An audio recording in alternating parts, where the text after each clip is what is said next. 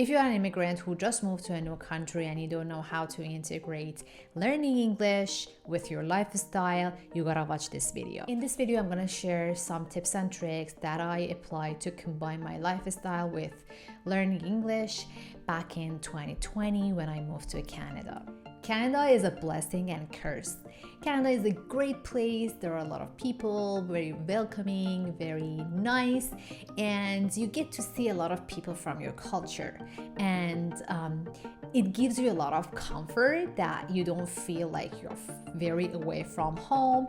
You get to hang out with your people, with the people of your culture, so you don't feel like you're homesick. It's good, it's great, but also you don't get to meet a lot of people outside of your culture and you're in this comfort zone. You don't feel the urge of learning English and you don't actually try to learn the language and you're always within your community.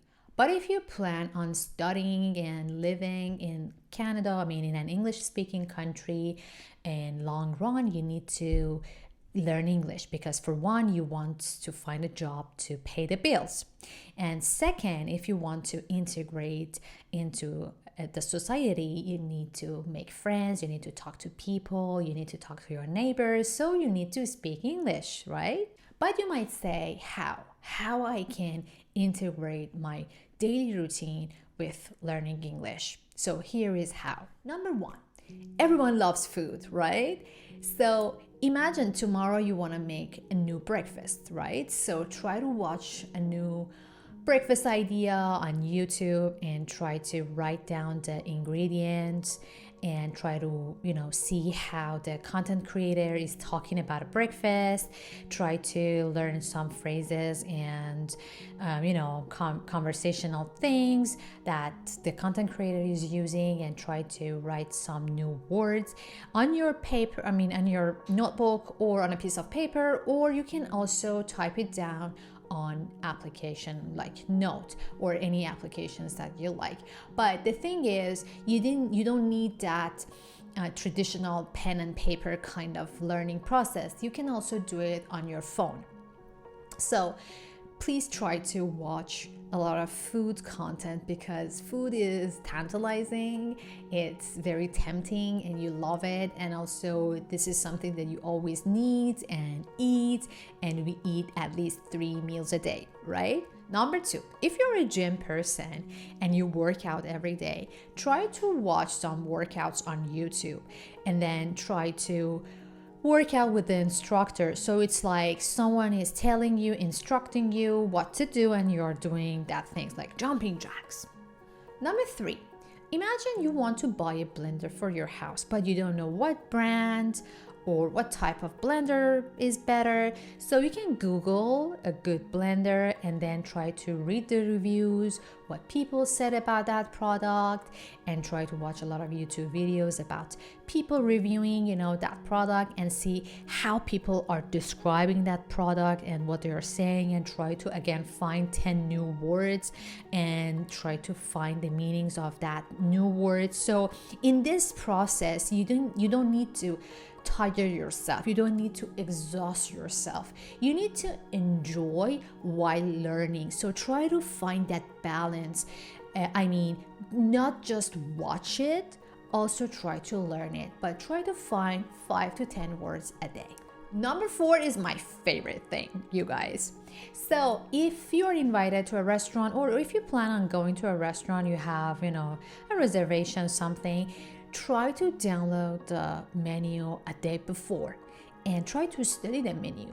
Try to go to, Google and TripAdvisor, any like food reviewing websites, and see what people and how people describe the restaurant, and try to see the reviews and try to learn like 10, 20 new words through that website, and then see, what people say about a food, what sort of adjectives they're using, and what are the foods, what are the name of the foods. So guys, I have a lot of students, and when I ask them, hey, how did you spend your weekend? They go, I went to a restaurant. And I'm like, okay, where did you go? They're like, I don't know, somewhere. I don't remember where it was. I'm like, was it in downtown? She's like, I don't know, maybe. Come on, you don't know where you went? And they're like, I'm not good at names. And I'm like, okay, what did you eat? They go, I don't know. There was something like meat, noodles, some vegetables. I don't know what it was. I'm like, were you blindfolded? Guys, when you're in a new country or in a new restaurant, everything is new. Maybe the food, the menu, everything is totally new. But try to study the menu. It's not about food, guys. It's about culture. And culture and food are closely linked and intertwined. So, also, food is fun. So, you can learn the culture through food. Number 5, again, my favorite, follow bloggers, influencers, YouTuber, TikToker, you name it, on social media, because they every day they go somewhere, they try to talk about different topics, and mostly they are like current things, current news, and you get to see what's going on around you, and also you learn a lot of English. And because they are telling you about upcoming events, you get to know about, if any comments, if any things is happening around you in the city, and any events is coming up, so you get to know, and you can also go and experience the things that they have said, and you can learn a lot of things. I mean, you can learn how English is really spoken, so it's not scripted. It's not like Netflix or shows that it's based on certain scripts. It's how usually people talk, and you can also review for like 3 or 4 times, and you can find 4 or 5 words every day through bloggers. Number 6, watch the most talked shows on Netflix. So try to watch the most popular shows on Netflix, because on TikTok, on YouTube, a lot of people are going to talk about that show, and you also get to learn a lot of words, how people describe their feelings, their thoughts, because for non-native speakers, when it comes to feelings and emotions, it gets difficult for us to talk about our feelings, emotions, and characters. But through a lot of reality shows or a lot of shows, you get to learn a lot of words that you might think is difficult for you because you have never listened to or talked about those kind of stuff. But through watching those videos, you get to learn a lot of new videos around a lot of topics as well. Number 7, if you want to run errands, like if you want to pick up some groceries from a grocery store, please write the things that you want in English. So, and also another tip is that when you are going to the grocery store, try to name things in English, name the product in English, like this is it, this is that, this is it. Oh, I forgot this one. What is it called? So try to remember the words, and also try to write your to-do list every day in English. If you are into journaling, try to journal in English. It helps you a lot to collect your thoughts and also to remember a lot of things in English.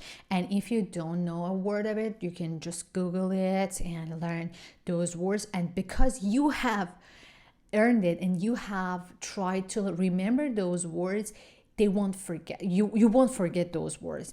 They will be unforgettable, right? These were my tips and tricks, and I applied those things in my life. But if you have anything else, I would appreciate it if you write in the comment section below, and we can share it with this community. Generally speaking, for learning the language, you need to constantly learning English, and it is only done by our phone. I mean, you don't need to sit down, study. You can do it while you're driving. You can do it while you are waiting for a friend. You can do it while you're exercising. So learning process is done in any situations and any time. The only thing is discipline ourselves and try to learn. So you need to spend something like 10 to 20 minutes every day. Let's say 10 minutes, and go over the words that you have found and review them. So reviewing is also very essential and important in learning process. Thank you so much for watching this video up to the very end, and I would appreciate it if you hit the like button, and if you haven't subscribed to my YouTube channel yet, please go ahead and subscribe to my YouTube channel, and I hope to see you soon. Bye.